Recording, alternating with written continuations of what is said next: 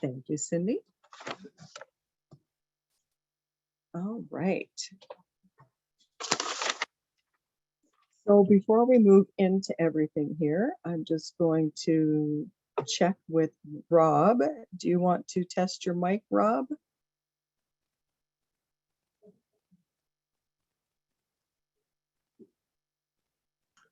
All right, I think I have it fixed. You know, the only problem is everybody cover your ears. Yeah. You're getting sorry, feedback. I'm getting bad feedback on my phone. So what I'm going to have to do is read lips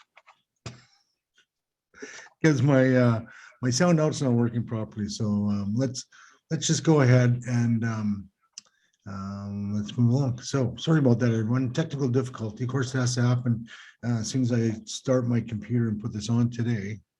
But anyway, welcome. My name is Rob Miyashiro. I'm the Executive Director at Lethbridge Senior Citizen Organization. I'm the Chair of Age Friendly Lethbridge. And I got it. Sorry, this is causing really bad feedback. I'm the Chair of Age Friendly Lethbridge, and I'm a member of the Alberta Age Friendly Community of Practice. So let's talk a bit about what Age Friendly is and where we want to go with this. And I just have to spark up my my slides. Just give me 1 second. So Carol, something else just happened weird with. So Carol, take over for a second because I'm really having a problem with my computer this morning. If you just take over, I have to reopen the slideshow now too. Sorry about that. You betcha. No worries, Rob. We got her covered, and we'll just let you join in whenever you're ready. And okay. So if you're all just be patient with me. So my name is Carol Ching. I'm a senior policy analyst with Alberta Seniors in Housing, and I'm a member of the Alberta Age Friendly Community of Practice. And that is the group that is hosting this session today. And so we're going to begin by just talking a little bit about what is age friendly. And so as you can see on the slide, age friendly is a model that is used to enable active, healthy aging by focusing on 8 domains of community living. Oh my goodness.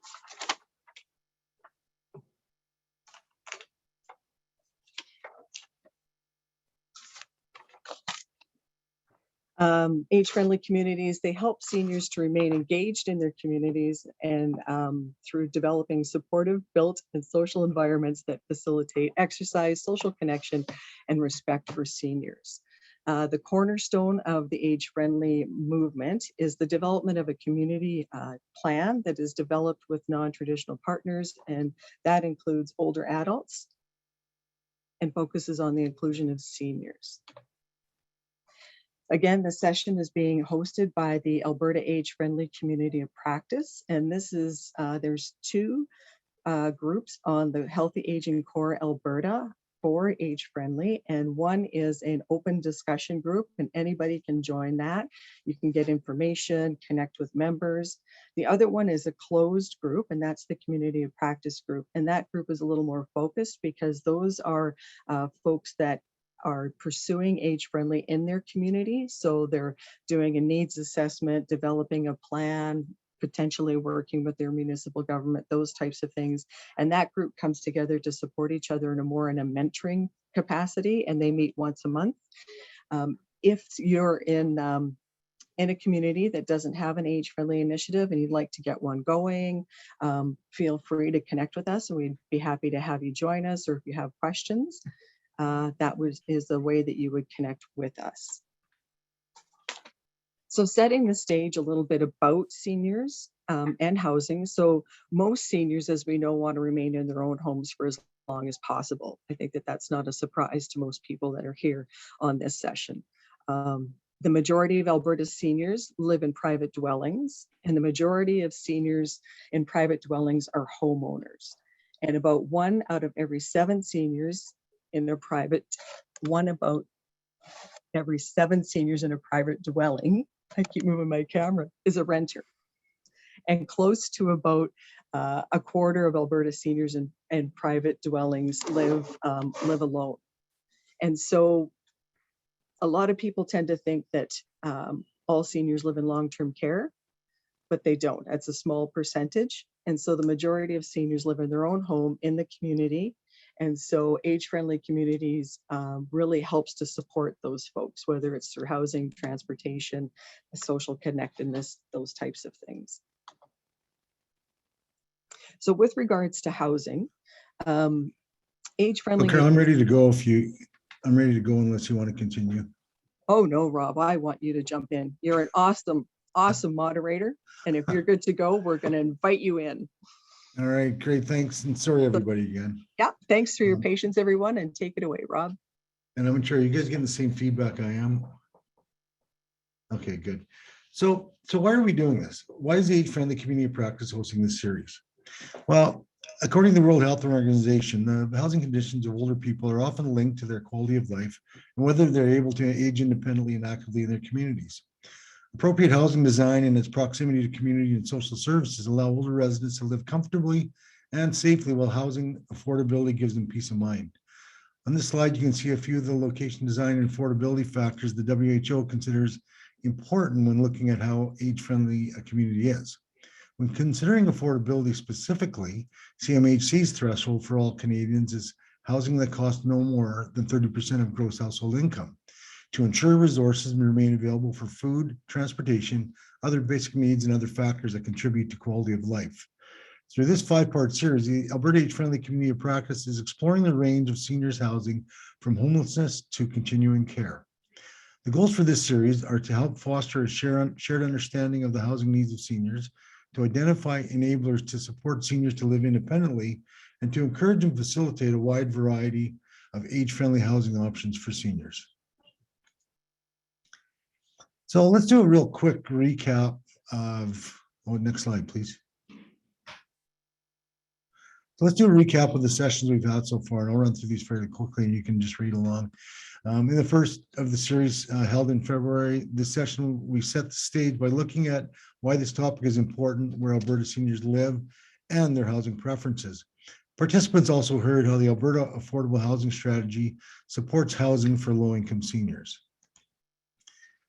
In the second session in March, we provided participants with a picture of what homelessness looks like for seniors, how their experience is different from non-seniors, and information on work being done to address homelessness among seniors.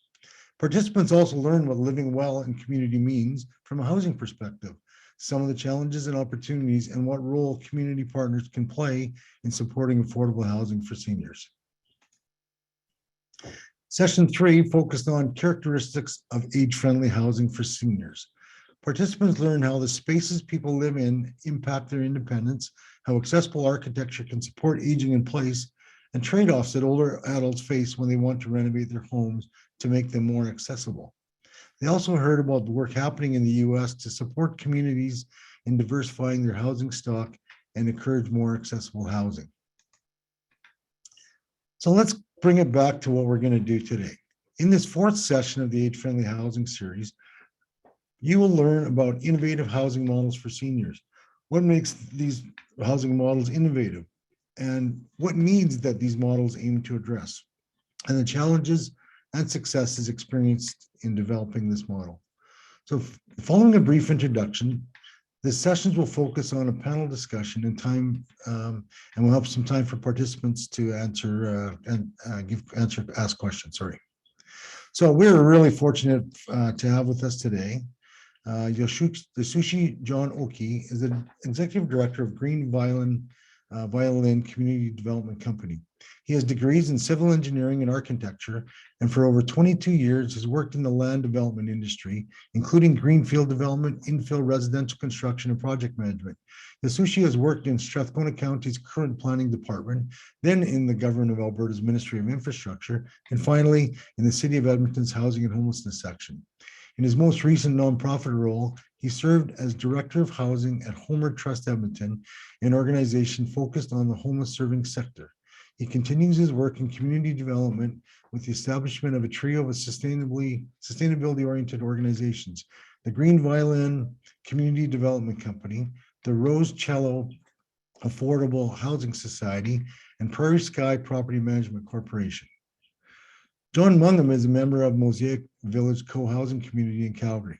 Prior to his retirement last year, John worked for the City of Calgary, first in the area of aging in place issues, and then on Calgary's Seniors Age-Friendly Strategy. Throughout his career as a social worker, he found himself dealing with the complexity of housing issues, whether it be with homelessness, immigration, community mental health, or older adults. John discovered how challenging it was to create his own healthy aging in place plan when in 2015, he and his wife Jocelyn asked the question, where do we want to live 5, 10, 15 years from now? That was the beginning of their co-housing journey. And I'd also like to welcome John back to this because he was one of the driving forces behind the development of this community of practice and a former colleague. Jackie Tanner is the National Manager and Clinical Lead for Canada Home Share. Jackie is a gerontological social worker specializing in innovative approaches to aging in place, grief and bereavement, and social isolation. Jackie has worked across a diversity of settings, including community-based mental health, and is an experienced group facilitator and mediator. So welcome all of you to the session today. And I'd like to start by having Yasushi talk about what his companies have done and how it fits into what we're talking about today. Go ahead, Yasushi, and welcome. All right. Thank you, Rob. Honored to be here talking about housing options and innovation. And that's all of what Green Violin. Wow, that's interesting. The EE is missing on the green on this screen. I wonder how that happened. Anyways, it is green. I'm on a 5-year mission. We're in year 3 to innovate, demonstrate, and pilot new housing forms to Edmonton and surrounding areas. So within that, we've got a Missing Middle project that we'll talk about. The Missing Middle project is a 26 micro suite unit apartment with community spaces down on the main floor. And it's specifically targeted for urban Indigenous seniors and youth to co-live in community. So that's what I'm bringing to the table. Very excited to be able to pilot the project because if we can make it a success, then we can replicate throughout Edmonton and beyond and provide innovative housing solutions. Thank you. Oh, I guess I had 5 minutes. So if you flip to the next stage, I'll go into it a little bit more. I like Simon Sinek's Golden Circle video because he says we should be motivated by a center of why and work outwards to what we do. So why Green Violin? We share and care. That's our fundamental belief. So making sure that everybody has enough to eat and not taking more than our share is our motto. How we do it is we make our projects inclusive, earth-friendly, and socially connected. Inclusive is where it is a project for all ages, all incomes, and all abilities. That all ages is where we touch on seniors. All abilities is where all our projects are accessible, if not universal design or even barrier-free. And all incomes, and that's where we have, I don't like using the term affordable housing, I call it housing options for everyone. And how we do that is represented in what we do. We just happen to make innovative housing. And I like to close off by saying, want to live here? Because that's how Simon Sinek gets us to think about his projects as well. Actually, he uses Apple as a product. So we might seem, Green Violin, we might seem as an affordable housing company, but actually when we put on the layer of inclusive housing, we start to invite all community members to live in our projects for all ages, all abilities, and all incomes. But green in Green Violin is to remind me all the projects we do need to be sustainable. We need to be earth friendly. We live on one planet. We need to look after it. So we do, we are chasing technologies, innovative construction materials, and also reducing operating costs for achieving affordability. But ultimately, what we are doing is participating in our neighborhoods. Our goal is sharing and caring so that we have a sense of well-being in our neighborhood. Where do we want to live? And Edmonton, as you might know, is in the process of densification or implementing their new city plan, which is the municipal development plan. And a lot of it focuses on the missing middle. And the project that I bring today is a missing middle solution. Basically, the missing middle is between the single family residential home and the high rise. So the 4-story apartment that I'm proposing is part of the, I guess, the North American conversation about the missing middle. I'm not sure if, no, I can't do a slide advance here. But what I can talk about, so if this is the last slide, so this is a good place to end off, because when we discuss the project, it is again a 26-unit apartment.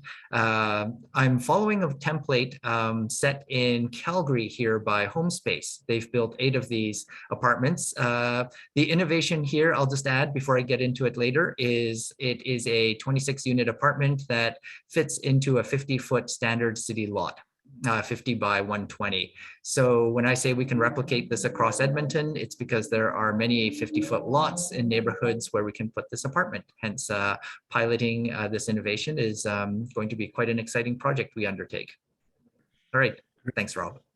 Great, thanks, Yasushi. That's awesome. John Mundum, can you talk about your co-housing project, please? Okay, thank you, Rob. Good morning, everybody.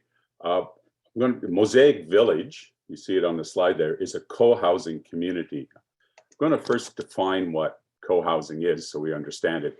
It's an intentional community of private homes clustered around shared spaces.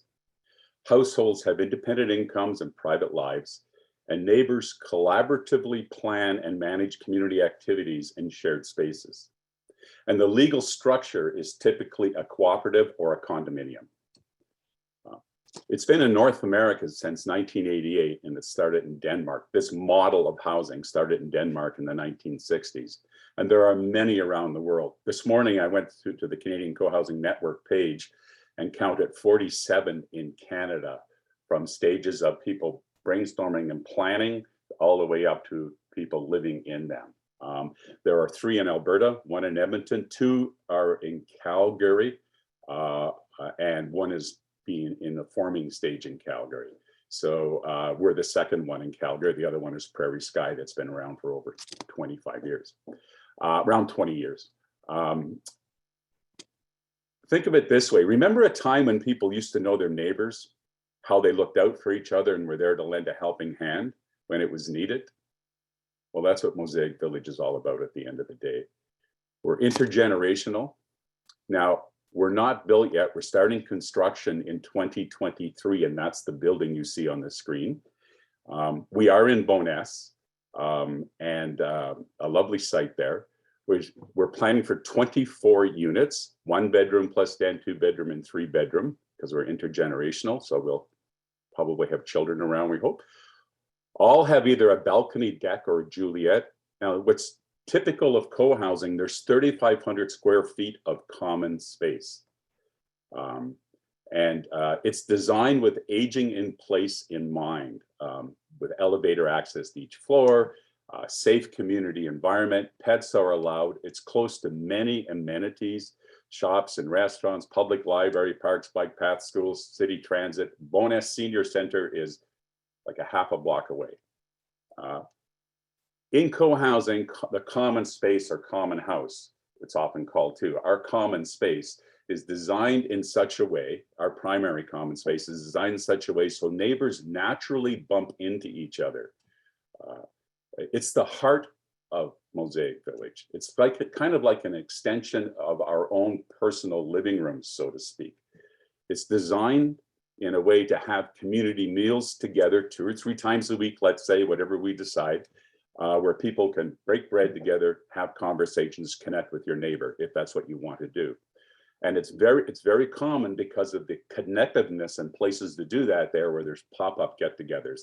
Oh, you know, I'm kind of hungry right now. I was thinking of putting some stuff on the barbecue. Next thing you know, you have a little party going on. So it's done inherently because of the design as well. It can be done strategically with planning. There will also be extra ensuite for people to use. We'll have secure bike and car areas, even some with electric plug-ins, because we have to think that way now. Some of the common rooms are a music room, and I didn't design it. Wasn't my idea, but I sure like it. Community music room and craft all-purpose rooms. And there's a glassed-in child play area, so we can watch kids play while doing what we want to do. There's outdoor gardens and play area. You'll see some of that front area. It's going to be like that. And there's a rooftop deck, as you can see there. We also have a community workshop with shared tools, so people don't have to have their own tools, and we could do stuff together in our community if we want to. Right now, the units are for sale and not for rent at this point.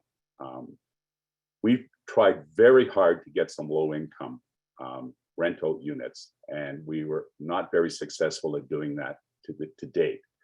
We're still hoping to pull that off, but it's been quite a challenge. Unit sizes go from about 700 feet to 1,100 square feet. Estimated costs is around from 400,000 to 609,000. 6,900, sorry. And so they are, and it's because of the common space and the amenities that are there. Now, typically in co-housing, monthly costs are a lot less because of the shared amenities and shared space. A parking stall is included in the price. It's self-managed and self-maintained. And I could say much more about that during the Q&A if people want.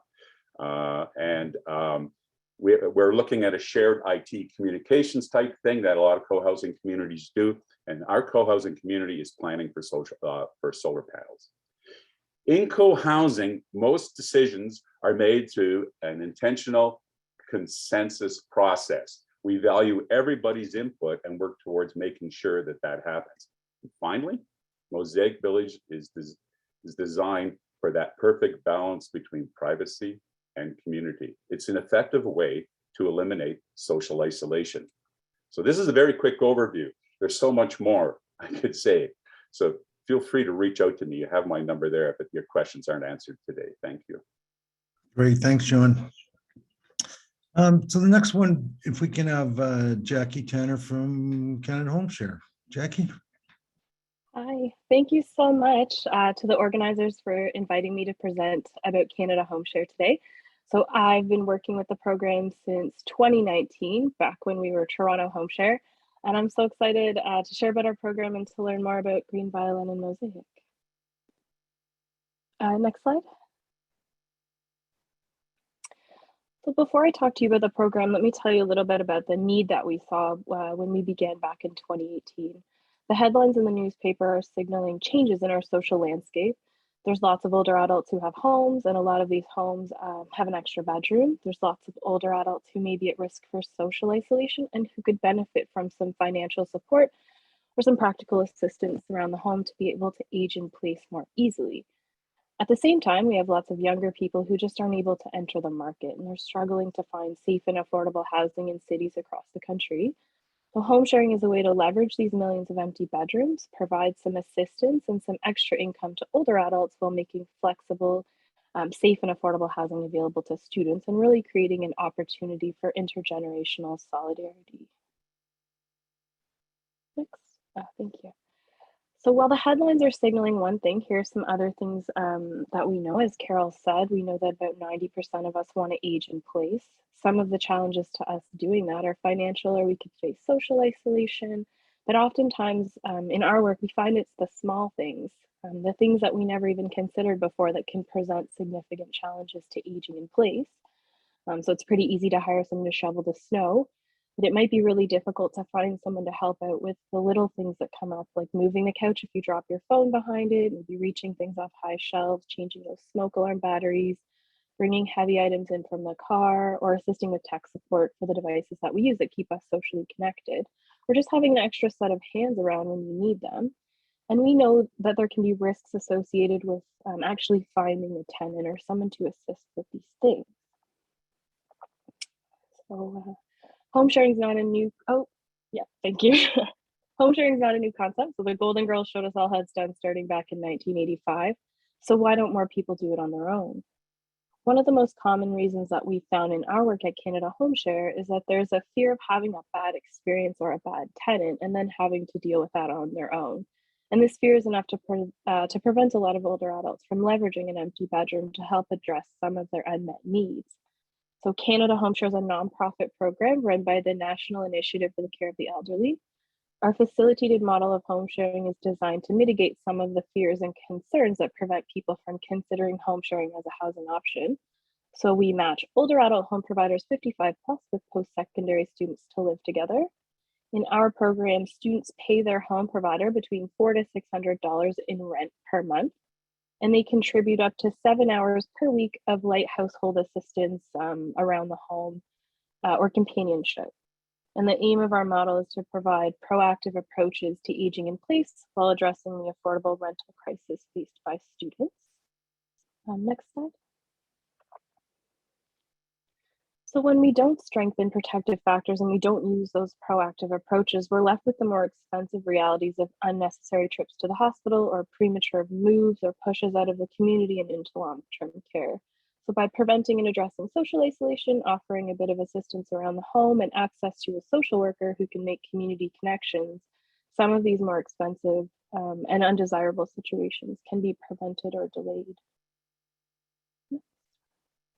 So our program involves a series of steps.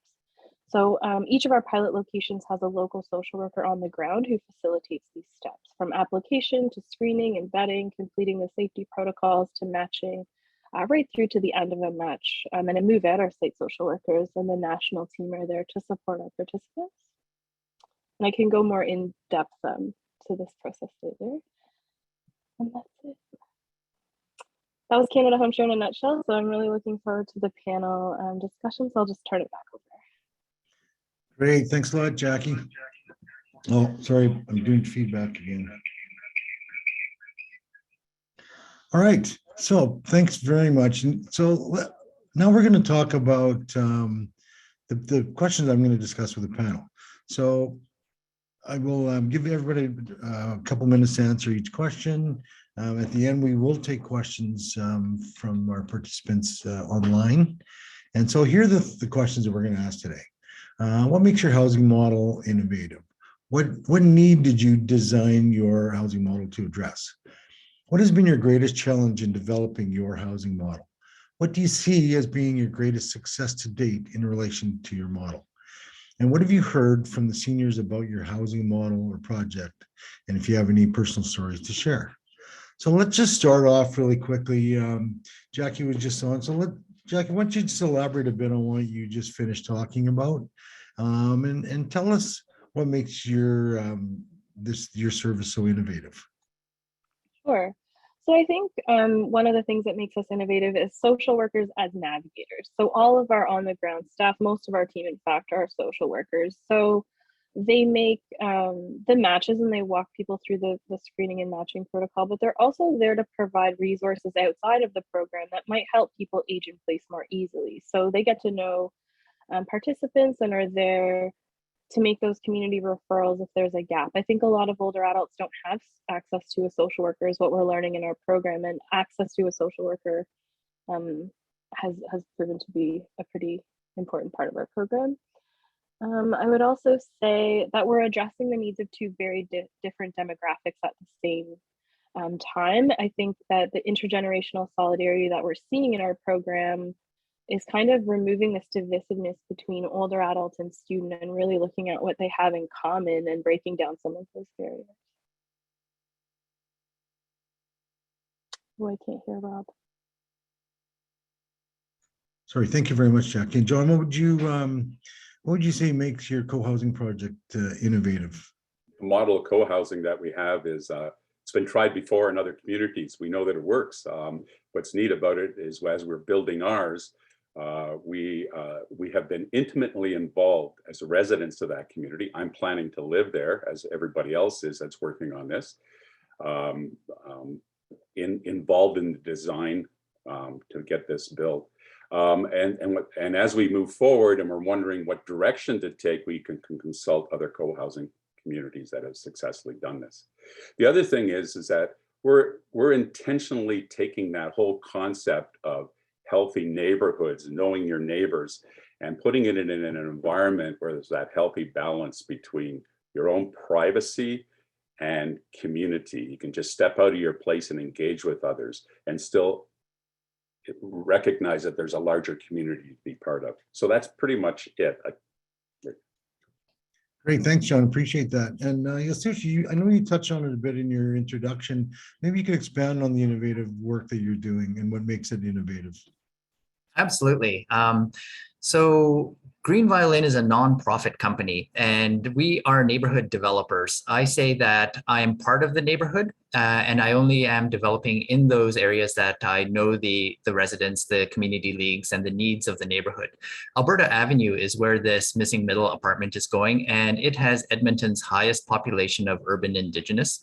I've been working with 3 agencies, the Aboriginal Congress of Alberta, as well as Bent Arrow. They run Indigenous apartments in Edmonton. And the third partner is Aboriginal Seniors Center. And looking at the needs that they've expressed to me, I've been able to model this apartment project with them. We're using an integrated project delivery IPD method, which means that the end users are sitting at the table with the architects and the general contractors, and we're all working towards a singular budget. It's a shared risk, shared rewards model, but what it allows is for the end user to have direct input to the architect and have the general contractor come up with innovative construction solutions to meet that budget. But aside from how we're building it, what we're building is super exciting because talking with the Indigenous partners, having a intergenerational or seniors and youth apartment is really in alignment with the cultural values that they've expressed to me, meaning the elders teach life skills to the youth lend their muscle power to the seniors, much like Jackie was mentioning about moving couches and sofas. But beyond that, the exciting thing about the project is the ground floor is a community space. There's a community kitchen as well as a lounge/coffee shop up front. Again, the idea is for neighborhood social interactivity. So that coffee shop could be confusing to immediate neighbors because it looks like a public space. Indeed, we call it a POPS, a privately owned public service. So it encourages neighbors to wander in, and it is a coffee shop third space where they can not only mingle amongst themselves, but with the tenants of the building as well. Out of the kitchen, we run food services as well as teaching classes, both internal to the tenants as well as external in cultural cooking classes. In the basement, we have classrooms, and that was a tenant requirement so that the youth could get further education and job training to enhance their prospects for employment outside of the apartment. So we've got multi-generational living upstairs. We've got community spaces on the ground floor and educational spaces in the basement. And all of this under Green Violin's development plan, which is we are taking a less traditional role, not landlord versus tenant, but landlord providing a space for the agency, that's the 3 partners, to run their services. And the debt load is shared amongst the tenants, the social enterprise businesses, and the whatever subsidies are coming in.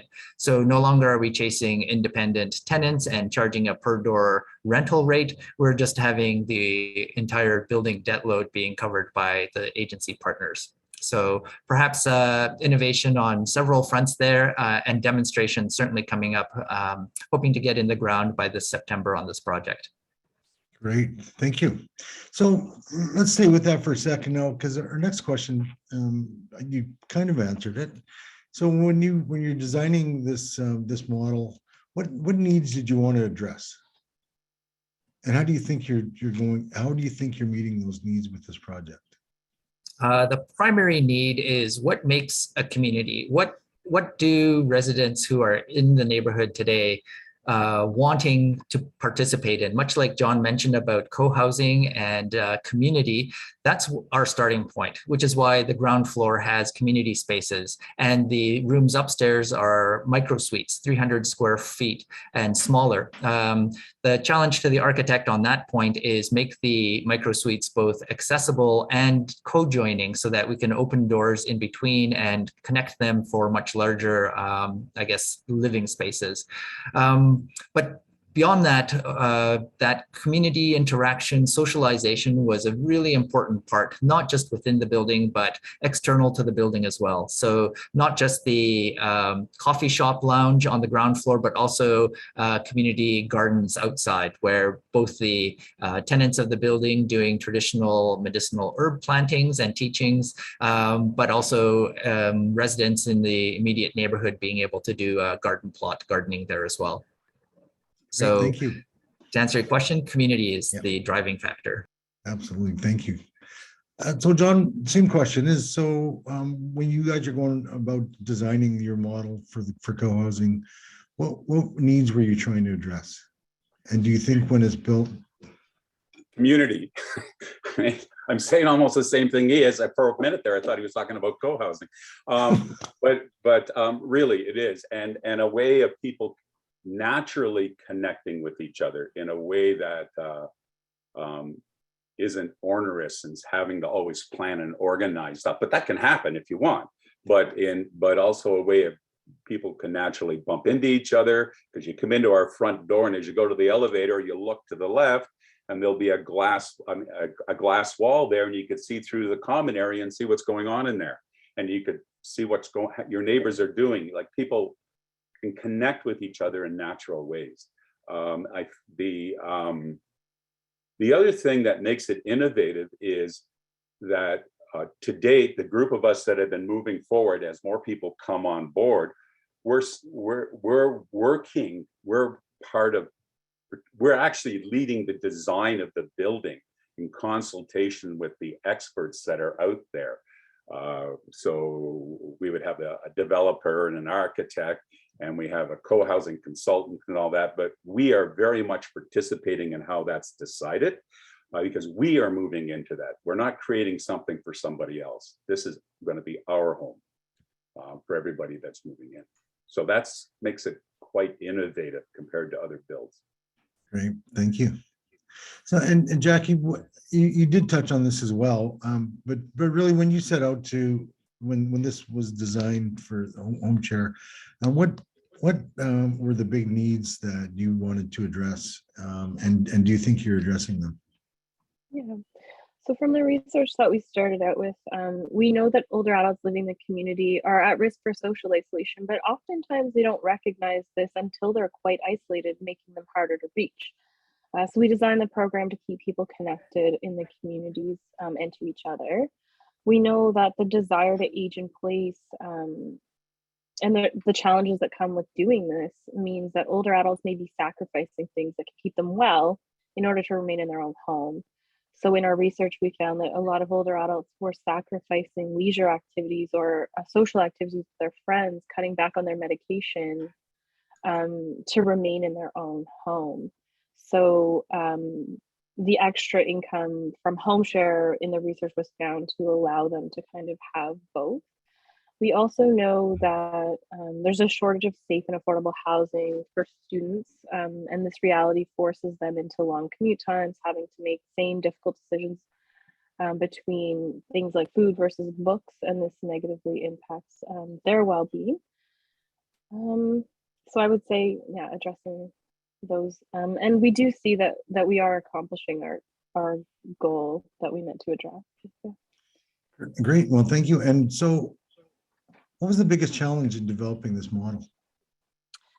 I would say this is not a typical housing model, in rather a reimagining of the physical spaces that already exist. So that takes a culture change. So not every older adult is kind of imagining leveraging an empty bedroom to meet some of their needs. I think there's a lot of hesitancy to inviting a stranger into your home. Your home is extremely important and sacred to all of us. So I think that one of the challenges is the culture change that comes with changing the way we think about the places that we live and the way that we live, we've seen. So a lot of times participants might be interested, but the hesitation, to get from hesitation to considering it, it's quite a long time sometimes. So the fact that that culture change hasn't quite taken off, I would say is a challenge. Great, thank you. And John, What's your greatest challenge in developing your co-housing model? I think there's two. One of them is to get sincere cooperation from all levels of government. This would have really helped us have some affordable housing because that's what we wanted to do. And frankly, I think in that same vein that there's a lack of understanding of the potential impact of co-housing on aging in place, and the impact it can, positive impact it could have. The other thing is just getting the darn thing built. I mean, the impact of the pandemic, the lockdown in China, and the war in Ukraine right now has created supply chain issues around builds. And as you start looking at pricing, it can be all over the place, and it creates some anxiety. This in turn creates some uncertainty for people. We used to have several families involved with us prior to the pandemic, and in the middle of the pandemic, several walked away because at this point, because of the uncertainty of so much, and at this point they have small children or they're growing up in the family, and there was a lot of distractions going on with what's going on out there in our community, and so it was just quite a bit of stress. I believe that as we move forward, we'll hopefully get more families back in, but it's been a challenge right now. And so it's a slow moving forward. We would have liked to have had this built by now, but the issues of the last 3 years have really distracted a lot of people. Great, thank you. And Yasushi, what has been your biggest challenge in developing this model? Biggest challenge is land to get it started. I had to buy land from the city at full price. And I argued we're a nonprofit. The other challenge is we're too new to the field. In order to qualify for CMHC seed funding, we had to have at least 3 years of financial records. We only have 2. We're in our 3rd year now. So the kickstarting funding coming from most levels of government are delaying our projects. We had to buy land by putting together an investor group. We're paying almost a murderous rate of interest on that. So looking at a benevolent organization to knock out the investors right now. But we do have the land under control, which is the first thing that those grant funders are looking for. The second thing being, again, the 3-year operating financial records. Both CMHC and the city require 3 years worth. City's a little more lenient. I can get started on the project and they'll retroactively, when I reach 3 years next January, they'll retroactively fund the capital cost of the project, not the entire cost. They have, City of Edmonton has the Affordable Housing Investment Program. It pays up to 25% of the capital cost if you qualify. So the challenge is, yeah, much like John said, the length of time it's taken just to get it started because the need is huge. Again, this is just a pilot project, and without any advertising, 6 other affinity groups have come forward saying they too want a building of this type of their own. Right. Thank you. And you know, you've touched on a few things about roadblocks to getting started and getting going. And so what would you consider, what would be your greatest successes to date? Greatest success is that I'm giving hope to this end user group that was really stuck on where to find housing for their cohorts. So that's the Indigenous groups. And the bigger hope is that once we pilot this, there will be a continuous construction cycle of more and more of these apartments as we start seeing the needs increasing in Edmonton. So definitely needing to do something because the need side is growing. Great. You know, and John, same thing with you. It's been difficult to get, you know, get things going for you. What would you consider to be your greatest success to date? Well, personally, I don't have a plan B, so this better work. But I have to say that I see, just as we move forward through this, and what was my hunch at the beginning, and I feel so certain about it, we need more of this type of model out there. We're looking intergenerational. We need seniors co-housing in this city. We know that works too. So we need more. But one of the things is we haven't moved in yet. And because we're working together to create this, there is a strong core of us who are working at intensely. We know each other quite well. We've already formed community in many ways. And we see that in so many different ways. And some of those is we reach out to each other when someone is sick or there's caregiving needs, either with anything from kind words, support, chat, to making food for them and or running errands for them or their family. And so like you start to see that just happen naturally. And not everybody is doing that all the time, but because there's a group of us, it just sort of naturally happens. And then you see people using their personal skill sets. There's something at our property right now that we haven't built yet, but there's homes on it that are falling apart. If repair needs to be made at the property, some of us have those skill sets. Somebody's discovered that my wife used to be a hairdresser. Well, geez, all of a sudden, all these haircuts are happening. We have somebody that knows how to do pottery, and that's something I've always been interested in. So I was over at her place, and she was showing me how to do pottery, and I'm thinking, oh, this is going to be more complicated. But she's bringing that with her as we move in there. There's shared interests already. Some of us like hiking. Some are musicians. Some are artists. We have a master gardener. So we have all these interests that people might have, and we have each other to do it. And we're already creating planned activities, because if we want to do something, we're saying, hey, we're going on a hike in such and such a day. I wonder who wants to come. Let's reach out to them. So those are great thing. Yeah. Thank you very much for that. Yeah. So Jackie, what about you? Same question. What would be your greatest success to date in relation to your model? Yeah. So I think one of the greatest successes that I've seen, as I was a clinical social worker at the Toronto site, which remained active through COVID, is the support that happened during the pandemic for the matches that we had living together. So we got our expansion money January 2021 in the grocery sanitizing era of COVID in Ontario. So it was very scary at first for this program that changed so drastically in such a short amount of time. But to watch everybody really support each other and work through these scary things together, and those matches that were able to really thrive during a really difficult time. So my matches weren't socially isolated. They were creating these experiences together that were so different than their lives would have been if they were living at home, or if that student was living in residence. So I think that, to me, that's a success. It's not really about the program, but it just sort of happened. I think also watching the binary between younger adult and older adult just disappear. So my matches go to the movies together.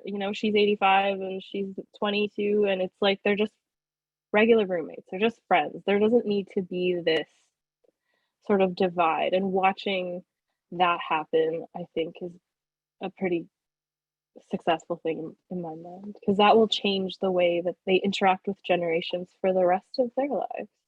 Yeah, that's great.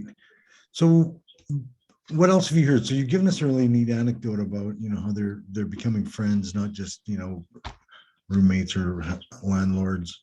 What have you heard about the seniors that are engaged in your project that are that you wouldn't want to share? Anything else you'd like to share? Me? Yeah, Jackie. Sorry. I have lots of testimonials. So especially the tasks that they do together are some of my favorite things to share. So a lot of older adults have given up their favorite part of their home as they age, because somehow it becomes inaccessible. Garden is a big one.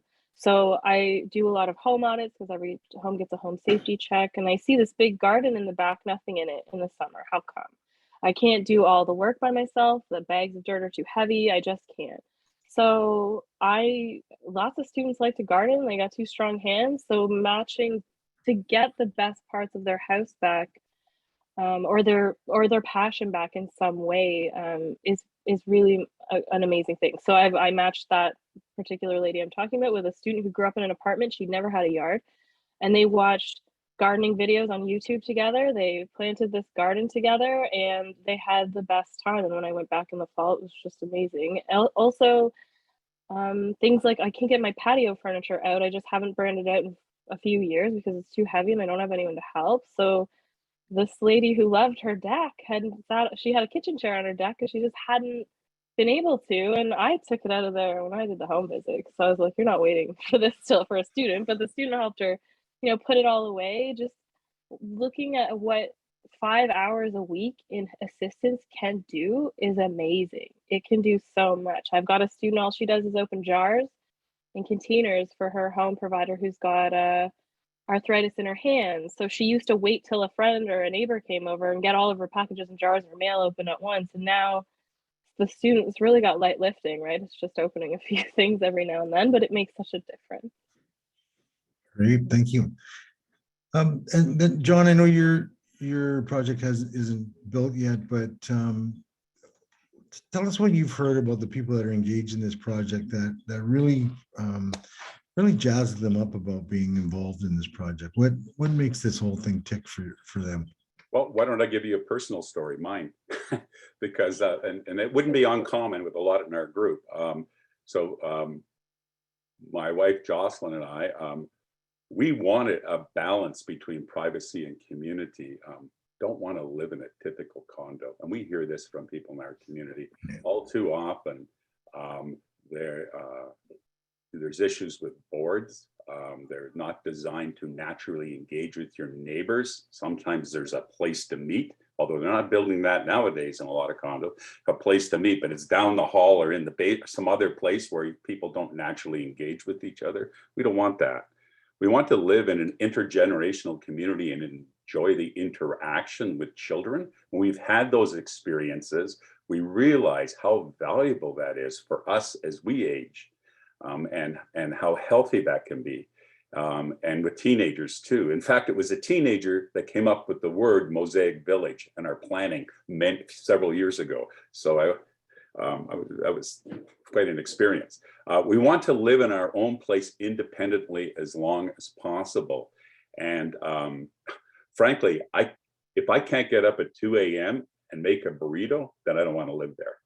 In other words, I want the independence to make decisions when I want to make them, like anybody else does.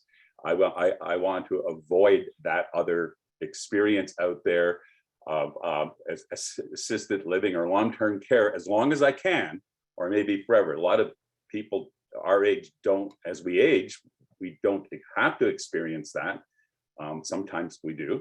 But when we have people around us, when we do transitions in life, and people we know, who would also know our family, because as they connect with us there, they can reach out for us and help our family figure out the caregiver support and the resources in the community. It just makes sense. The other side of it, I have to say though, is I have had several conversations with older adults or caregivers who really get this stuff but can't afford it. And we got to figure that out. And that's sad. That's the hard part of this, because I've had too many of those. Great, thanks, Sean. Sushi, so your project isn't off the ground yet, but what have you heard from people when you talk to them about what you intend to do? What are they saying, and how excited are they about what you intend to do? Oh, they're super excited just because of the multi-generational aspect of it. The number one thing I hear is they want to age in community. And that doesn't just mean the neighborhood physical community, but the community of people that they're growing up with. They want that variety of not just seniors around themselves, but interacting with the youth and continuing to educate and experience life with them. And that's resonated super at a high level. I mean, it motivates me. It's one of the successes that I think is that I'm giving hope to these people who were looking at less than desirable options on housing. That's enough to motivate me to keep pushing forward despite barriers and make this a reality for them. Great, that's great, thank you. So before we move on to our question and answer part, I just want to let you know that there are some questions that have been posed in the chat. I don't know if we need to go over those again because some of them have been answered. If our panel wants to check those out and see if they want to add anything, feel free to do so. And because I was having the technical issues at the beginning, I wasn't able to check our participant list, but I just want to thank our age-friendly supporters from across the province, as well as some government officials, from provincial government officials that I recognize their names, that have shown a real interest in our housing series. I also want to give a shout out. I'm going to embarrass someone that I know. I want to give a shout out to Judy Brownoff from Saanich, BC. And Judy is, she is like I don't know, she's kind of who we all look up to in the age-friendly movement. Saanich was the first community in Canada to be designated age-friendly. And Judy's been a long-time municipal councillor, and she has grown their age-friendly attitude in Saanich to one that all their municipal planning has an age-friendly bent to it, and so she doesn't have to remind people about age-friendly. They bring stuff to her and say, "This is what we're doing." So, Judy, welcome, and I didn't mean to embarrass you. You just told me to stop. All right, so we have some questions. Oh, and Carol wants me to cover the questions in the chat because not everyone has read them. So let's start with first question we had was for Yasushi. What are the estimated rental rates for the Green Violent project, and are they all independent living suites?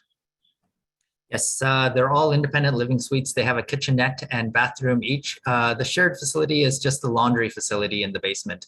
The estimate right now is $700 per door for the rental rate. But again, that's averaged over what the building is owing, and that'll be supplemented with the social enterprises running, whether it's the food truck that we're having to deliver healthy food options out of the community kitchen, or whether it's the classrooms and the educational programs that we run in the basement. So a lot of opportunity to supplement that rental rate, but that's the target right now. And that's going backwards from 25% capital investment from the city and a 40-year LMI CMHC backed mortgage for 40 years. That really reduces the monthly debt load for us. Great, thank you.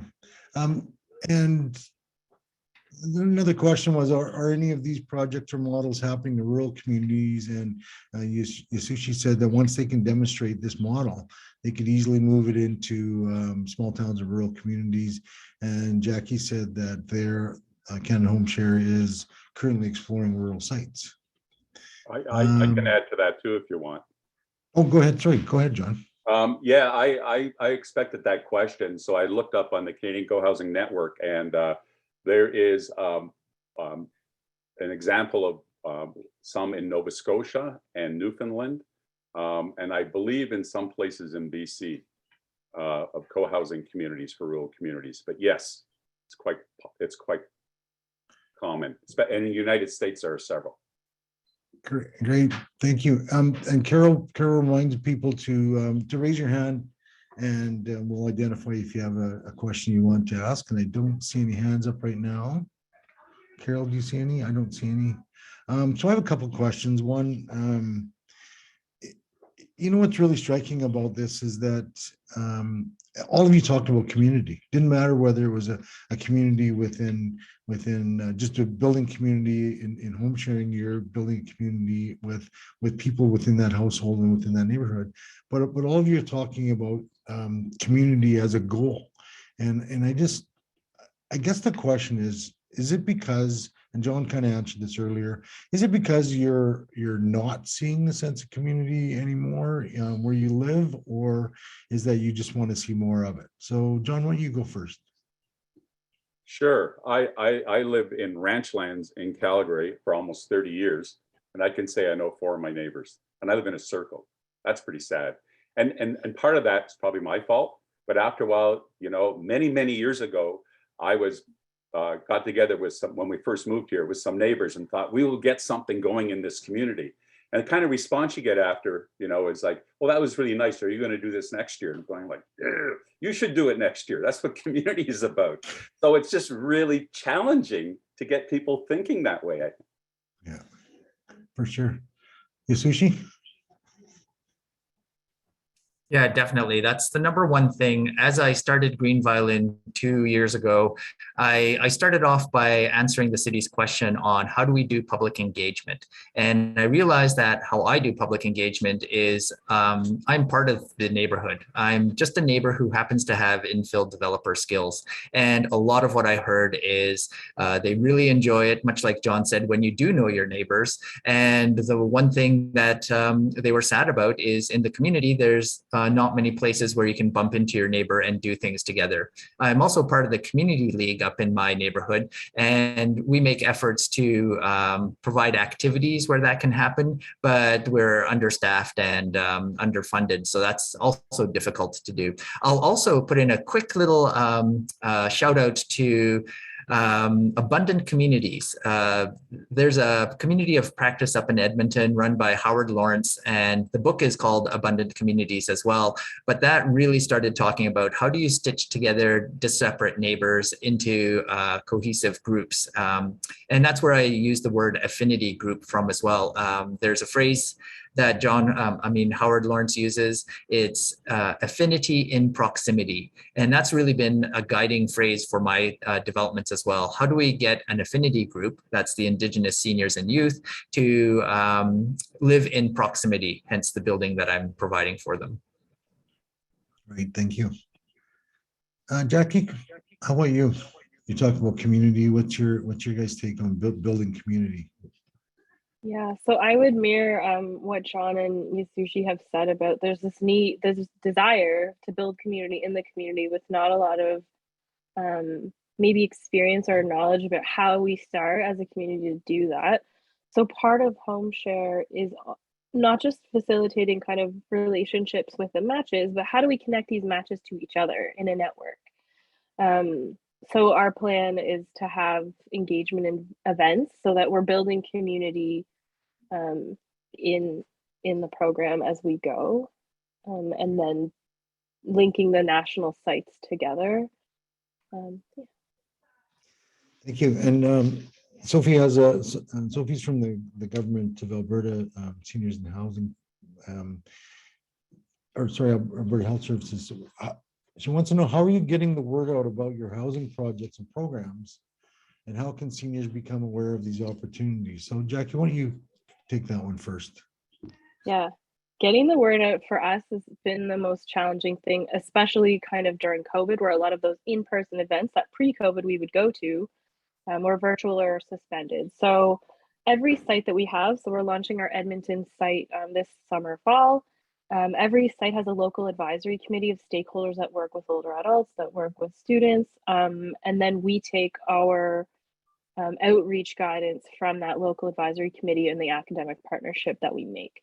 So we go to lots of meetings and present. We have a small social media presence, I think, a newsletter, website, but the best way for us to get home providers is a friend of a home provider we have, having a good experience, spreading the word that way, which is a slow way to scale, but it is pretty effective. Great, thank you. And Yasushi, how are you getting the word out? Well, I don't quite need to get the word out, but the word is getting out. For instance, I've got, I think I mentioned 6 or 7 other affinity groups wanting an apartment of their own, completely without advertising. When I bump into people, and now post-COVID, we're having more discussion groups or community groups coming together, and whoever the participant is, they are part of an affinity group. They take the idea back to their group and they say, yes, we could use one of these for our community members as well. For example, the LGBTQ seniors group wants an apartment of their own. The Muslim community wants a no interest shared risk model for their own. Newcomers group, the Igbo community from Nigeria, up on Alberta Avenue, want an apartment of their own. Artists, they want live-work quarters for their own. Students, another group, and that student group is super interesting because it's a hacker house, meaning a highly internet-connected house for software developers, and they don't have to necessarily be students to live there. They can be graduates who are incubating ideas.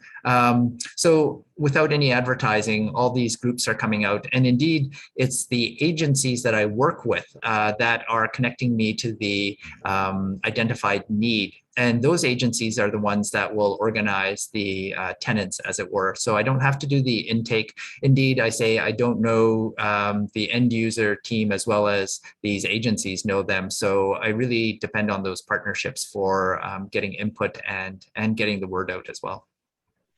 Great, thank you. So we don't have any hands up. So I've got another question before we carry on and wrap up. So to all of you, you know that when you're talking about housing, people living in the same space, that sometimes people don't fit for whatever reason. And sometimes there are issues arise that can't be resolved. So the question I pose to all of you, how do you deal with them? Because we're talking about people that that need affordable housing, that people that need certain things. And at some point you might have to say, sorry, this isn't working. So John, yours is different because people actually will own their own place. So is there like a contract that they have to sign, or how do you ask people that, you know, sorry, but this isn't working out? So one way I asked that question years ago when we were thinking about this was we went on a road trip to look at other co-housing communities, several in BC. So we went that way. And the question I kind of asked, and it's kind of a strange question, but I was trying to get at something, was, well, what happened if my wife and I lived in co-housing and I died and she married some jerk? I said, who, and the intent was somebody naturally ended up in there even, and just because she was there, how would the community deal with that? And so the answer I got pretty consistently was, everybody knows the game. When you become part of co-housing, people know. They just don't fit in, they don't stay. And it hardly ever happens. At the beginning, if people say, I want to be part of this, we give them up to 3 months to make a decision before they buy in. They're called an explorer. And they come on board. And when they come on board as an explorer, we spend time with them and they connect with us. And there's only been twice over the 7 years that we've been working on this where I've had to sit down with somebody and saying, this isn't going to be a fit. Look what's going on. So it just normally doesn't happen. Right. Great. Thanks. Yasushi, same question. In my case, it's the agency that stands between myself as the developer and the tenants. And it's a model that I'm using where the landlord is no longer seen as the authority in the building. It's the agency that's the authority, especially with our Indigenous community. We're wanting to allow space for the elders to take care of the or I should say seniors, not necessarily elders, the seniors to take care of the disciplining, if we can call it that, or maintaining of order and dealing with the issues. Whereas a typical landlord might give somebody, you know, 3 strikes and you're out type eviction notice. We're trying to be a little more lenient and dealing with issues through community. And again, it's when I say we, it's I'm allowing the agency space to control in their best practices their own cohort. Right, great. And Jackie. Yeah, so I think an ounce of prevention is worth a pound of cure. So we do a lot of upfront work to prevent match breakdowns. So our participants do an education module. There's a very thorough home share agreement that is filled out with the social worker who's made that match. There's opportunities to meet each other beforehand. I think that's really important. But that home share agreement covers, like, how are we going to communicate? What's the timing of the tasks? What time is quiet time? Is there a quiet time? Any food smells we don't like? Any allergies? So that document that may take an hour to fill out thoroughly will save quite a lot of time moving down. We do offer mediation. So sometimes living together, things come up that aren't in that agreement because we've learned things about each other. So our social workers do monthly check-ins, and they're there if there's something that needs tweaking or a conversation that needs to be had. That's completely fine. I think going into it knowing that living with someone new is going to present some challenges, and not looking at it as a bad thing, but that's a normal thing. And then just working on it from there what we do. Okay, great. Thank you. John, Carol has a question for you, and she said, outside of COVID, what's the average time frame for getting a co-housing project up and running? Yeah, I was well into this before I figured that one out. 7 years. And I was hoping ours would be within 4 or 5. And that's not counting COVID. So 6, 7 years. Right. All right. Well, great. Thanks, everyone. And so we're coming to the end of our time, and I just want to again thank everyone for participating. Thanks to our panelists for sharing their experiences and expertise in this great discussion. I want to thank Cindy Wing from United Way of Calgary, who's all things core Alberta for our Healthy Aging Alberta initiative. And she's been in the background making sure everything works today. Thanks to Carol again for being our main support for the provincial government. There are some things in the chat for links that you can click on. And I just want to mention that we have one more session in our housing series.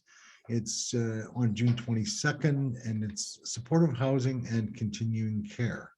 So feel free to drop into that one again, and we will continue, I know, with this great informative series that we've been dealing with housing issues in an age-friendly context. So thank you everyone again for coming today.